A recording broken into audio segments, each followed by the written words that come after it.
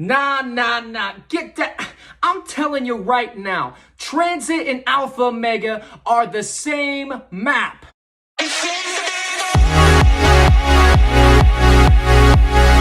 But in all seriousness though, let's get into the video.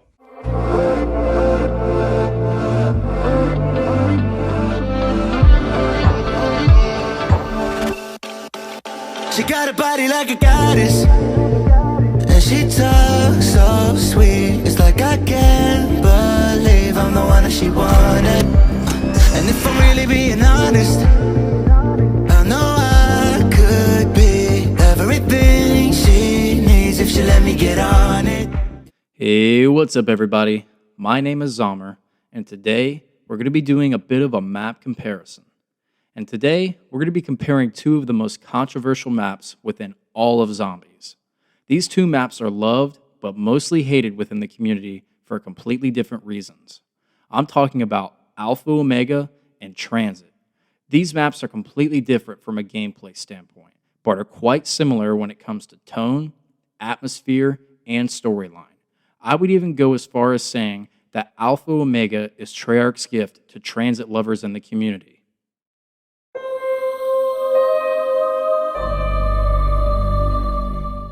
Alright, let's talk about tone. The first aspect that you will notice when playing these maps for the very first time is the musical approach. Alpha Omega's round change is very similar to Transit's loading menu theme. It's this very 50s Americano vibe which feels like stepping into a classic American diner filled with smiling faces and the sounds coming from an old jukebox machine. With vibrant lights and the smell of fresh hamburgers coming off the hot grill, it's anything but menacing, right? But this feeling is short-lived as the sound is overtaken by a dark force. In the blink of an eye, all the joy is swept away by this eerie tone. And you can feel the wind of change as you wonder what demonic force you'll encounter on the journey that lies ahead. This theme carries forward even into the visual aspects and the layout of each map. Let's do a comparison so you can see exactly what I'm talking about.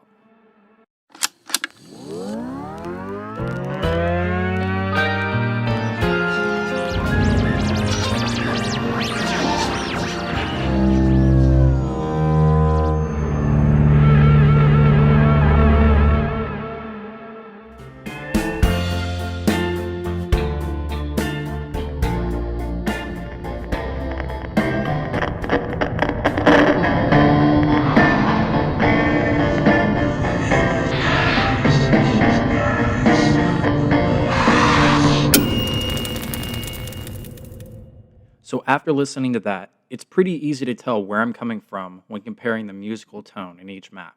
And the funny thing is, this comparison also applies to the visuals and the layout of each map, which brings me to my next point.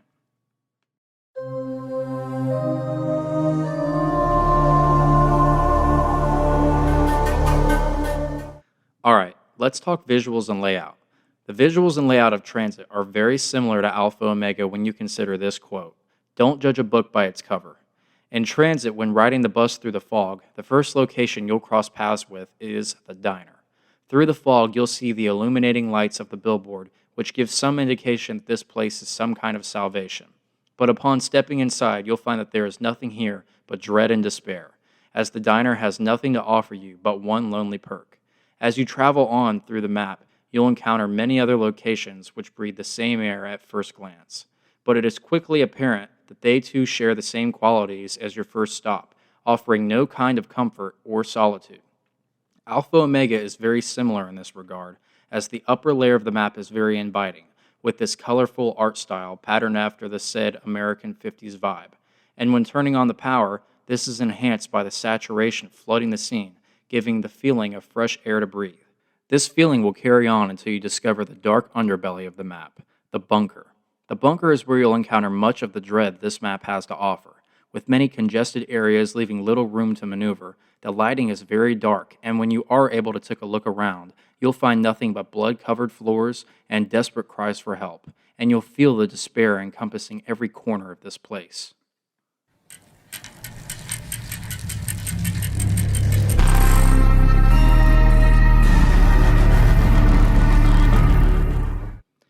Alright, let's move on to callbacks. Alpha Omega has many callbacks to Transit and the Victus storyline of Black Ops 2. The first and maybe most significant being that it is a Broken Arrow facility. If you don't know, Broken Arrow was a government-funded program/company which was partly responsible for the zombie outbreak following the destruction of Earth after the moon events. Radios around the map give some storyline dialogue which directly correlates with BO1 and BO2, and the creation of Avogadro, which is the boss enemy from, you guessed it, Transit. Another direct callback to Transit would be Ted, the bus driver, who you can find in the bunker as well and can be activated using the facility AI known as Rushmore. By typing in the code 8333, you can activate Ted and receive a handful of quotes from him. Some other callbacks to Transit and the Broken Earth timeline would be the inclusion of the Ray Gun Mark II and its variants, the diner area, Marlton, who you can find hiding in the bunker, and the Nuketown itself, which was a map included in the Black Ops 2 offering. Before we move on to our next subject, let's go over gameplay. Although there aren't many gameplay features in common with these two maps, I do find the other defining features enough to go back and play Alpha Omega over and over again. It may be for nostalgic reasons, but I can say that pretty much for all of the Black Ops 4 maps, which I will be making a future video on. Let's move on.